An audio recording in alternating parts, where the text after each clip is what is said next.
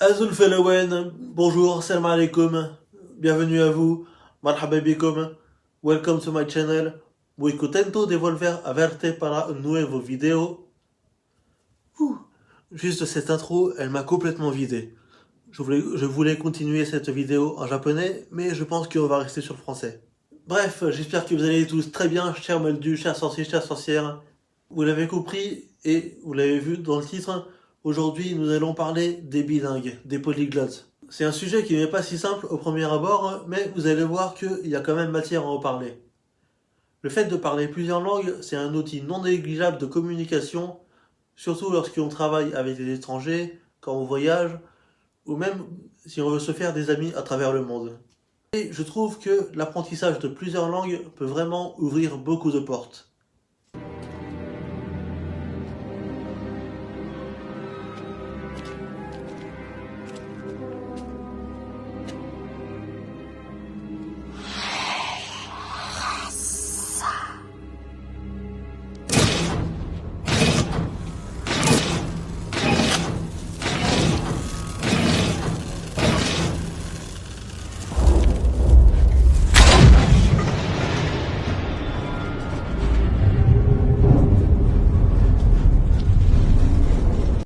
Oui, même celle-ci. D'ailleurs, pour vous donner un premier exemple, je voulais vous parler du fourche-langue, qui pour moi est une langue à part entière dans la saga. Ce qu'il faut savoir du fourche-langue, c'est que c'est tout d'abord une capacité qui se transmet de génération en génération. Si l'emblème de la maison Serpentard est un serpent, ce n'est pas un hasard, hein, parce que Salazar Serpentard lui-même était un fourche-langue. Il parlait aux serpents. Et je trouve ça amusant d'attribuer un langage à un animal. Avec un peu d'imagination, on pourrait se dire que Rowena Serdaigle pourrait parler aux oiseaux, Godric Gryffondor avec des lions, et El Diapouf Souffle avec des blaireaux. Ouais, ceci étant dit, ça ferait quand même beaucoup de monde avec qui parler pour elle. Mais pour en revenir aux fourches-langues, ce qui est intéressant de constater, c'est que cette langue ne donne pas l'impression de pouvoir être apprise ou enseignée. D'autres sorciers sont bilingues anglais fourche-langue, mais c'est parce qu'ils sont descendants de Salazar Serpentard. Lord Voldemort est un fourche-langue et il a l'air d'avoir une maîtrise parfaite. Regardez cet extrait.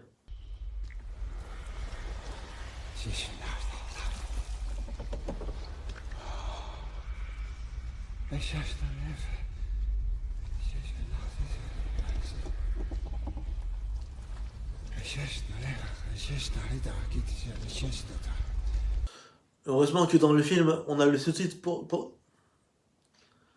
Heureusement que dans le film, on a le sous-titre pour cette séquence, parce que pour moi qui n'ai pas fait LV2 fourche-langue à l'école, j'aurais pu penser qu'il dirait un truc du genre le PSG est un club formidable qui peut gagner la Ligue des Champions et il faut les encourager.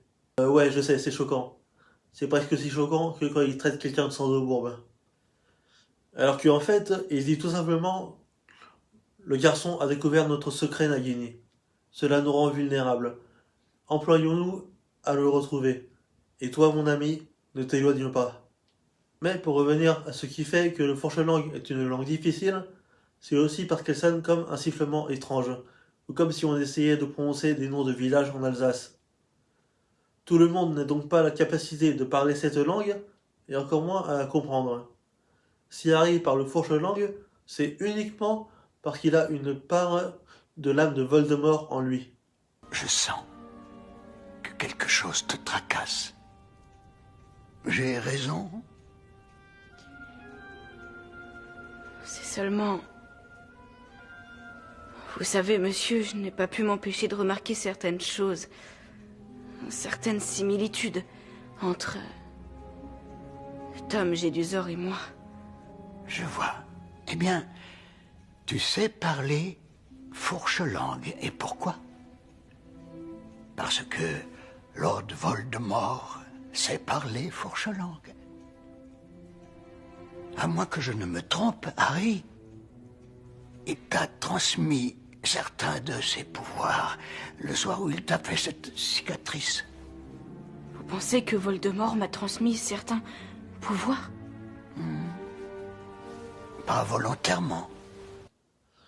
Mais même s'il n'est pas possible d'apprendre certaines langues qui nous paraissent très complexes, le simple fait de pouvoir reproduire les sons, c'est déjà une grosse avancée.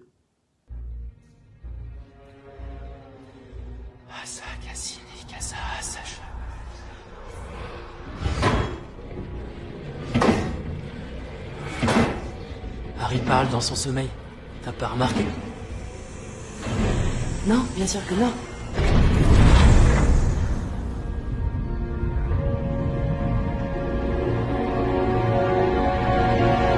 Oui, même être une langue de vipère, ça permet d'ouvrir des portes. Vous le voyez dans cet extrait, Ron ne parle pas vraiment fourche-langue, et a juste réussi à reproduire les sons pour ouvrir la chambre des secrets. Pour apprendre une langue, il faut d'abord la cerner. Pour une personne lambda, c'est compliqué de différencier certaines langues quand on a l'impression qu'elles se ressemblent. Je vous le dis honnêtement, je ne serais pas capable de faire la différence entre le serbe et le croate. Mais lorsqu'on a les bases, c'est déjà un début pour savoir de quoi il s'agit et ce qui pourrait se dire. Tu es un fourche-langue. Pourquoi tu nous l'as pas dit? Je suis quoi? Tu parles au serpent. Je sais. Une fois, j'étais au zoo et sans le vouloir, j'ai lâché un python sur mon cousin Dudley. Une seule fois.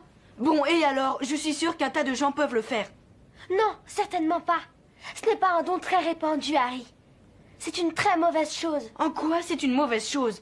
Si je n'avais pas dit au serpent de ne pas attaquer Justin, C'est ce que tu lui as dit. Tu étais là, tu m'as entendu. Je t'ai entendu parler fourche-langue, la langue des serpents. J'ai parlé une autre langue. Mais je ne m'en suis pas aperçue. Comment pourrais-je parler une autre langue sans m'en rendre compte? J'en ai pas la moindre idée, mais on aurait dit que tu poussais le serpent à attaquer Justin. Pour vous donner un deuxième exemple de l'importance de l'apprentissage de plusieurs langues, je vais vous parler d'un sorcier qui est réputé pour être très polyglotte. Je vais vous parler de Barty Croupton Senior. Ce qu'il faut savoir de ce personnage, c'est qu'il a un poste à responsabilité au ministère. Il travaille au département de la coopération magique internationale. Il est donc amené à travailler avec le monde entier. Il a en effet co-organisé avec Ludo Verpet le fameux tournoi des 3 sorciers à Poudlard.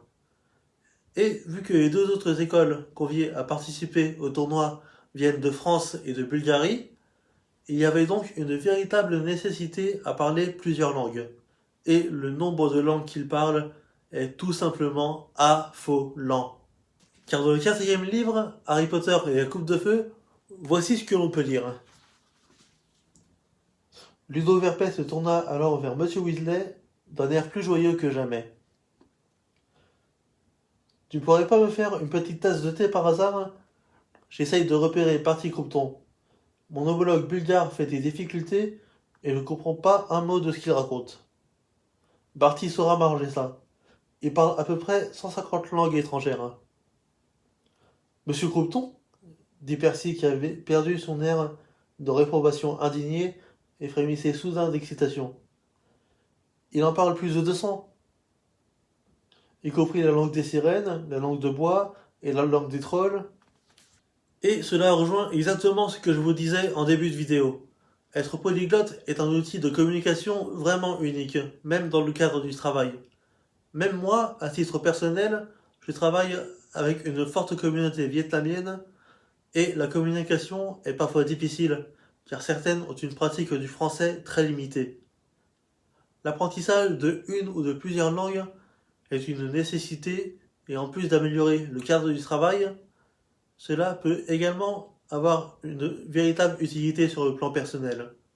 Je pense sincèrement que tout le monde peut être gagnant en parlant plusieurs langues.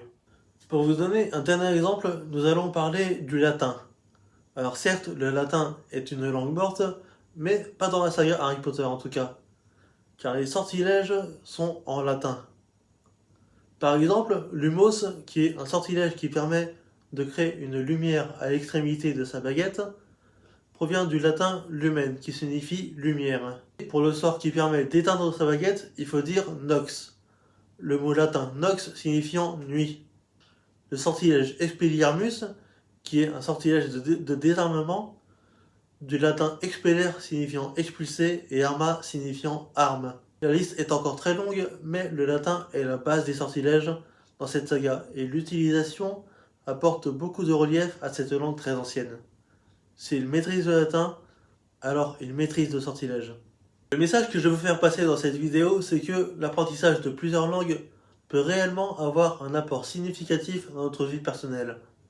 Bien entendu, il est difficile d'apprendre un très grand nombre de langues, cela requiert des capacités hors normes, mais même en sachant cela, il est important de garder à l'esprit que l'apprentissage d'une langue, quelle qu'elle soit, c'est un moyen de s'ouvrir au monde qui est très vaste, quel que soit l'environnement dans lequel on en fait usage, que ce soit au travail, en famille, pour voyager et plein d'autres occasions. Et voilà les amis, c'est tout pour cette vidéo, j'espère qu'elle vous a plu. N'hésitez pas à liker cette vidéo, c'est beaucoup de soutien pour moi, c'est gratuit et ça me ferait très plaisir. Je vous attends également dans les commentaires, vous pouvez commenter en français, en anglais, en chinois, comme vous voulez, mais n'hésitez pas à commenter cette vidéo. Je lis avec plaisir tous vos commentaires. Abonnez-vous également à ma chaîne si ce n'est pas déjà fait. Je vous fais des bisous, je vous dis à très vite pour une prochaine vidéo. En attendant, prenez tous soin de vous, sinon je me fâche. Allez, ciao!